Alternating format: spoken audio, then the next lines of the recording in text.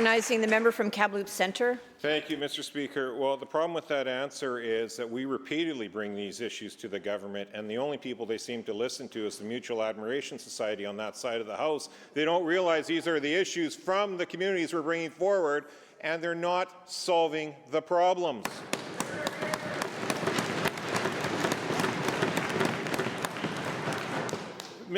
Madam Chair, you know, it's interesting. Shortly after the Premier strong-armed his way into the Premier's chair through that sham of a leadership race the NDP had, the Premier insisted he had all the answers for the downtown east side. He cut his teeth there as a young lawyer.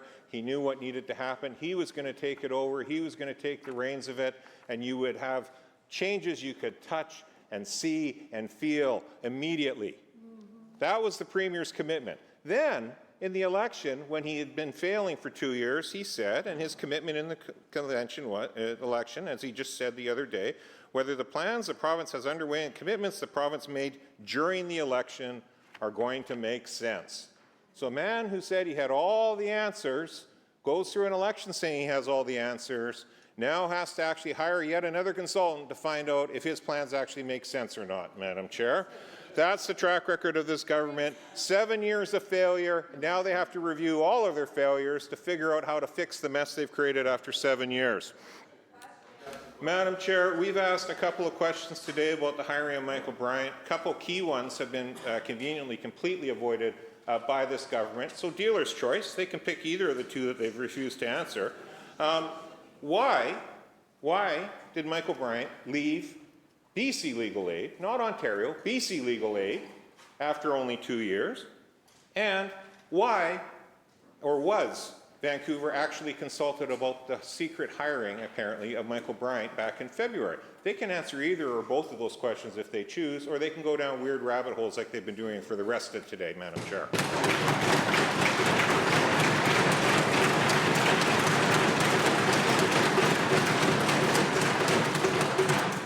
Minister of Housing and Municipal Affairs. Thank you, Honourable Speaker. There was a lot in that rant that we just heard, Honourable Speaker. But I'll go to the core principle. I think what the member was talking about is that things that they're hearing in their community. I hope he's hearing in his community that people are pleased with the largest investment in housing in the history of Kamloops, Honourable Speaker.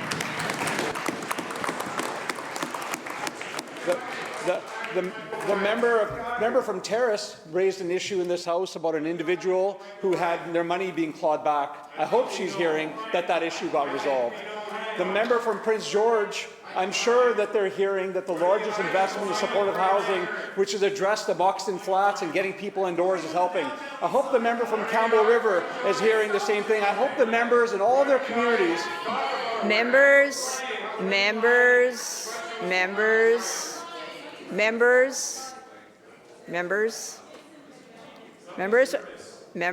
we're close here. Let's hear. Members. Minister, hold on.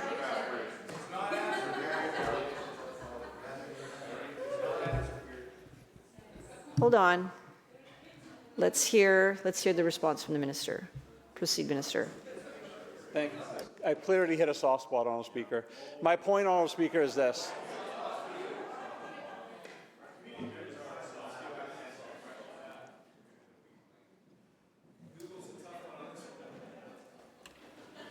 Thank you, Honourable Speaker.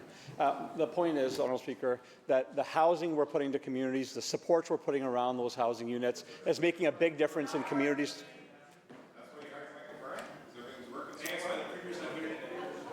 Members, we're near the end here. Let's hear the response from the minister. Minister, hold on. Hold on. It's near the end of session, Honourable Speaker. Hold on. Minister, tired. just a minute.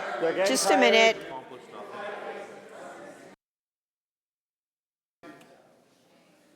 All right.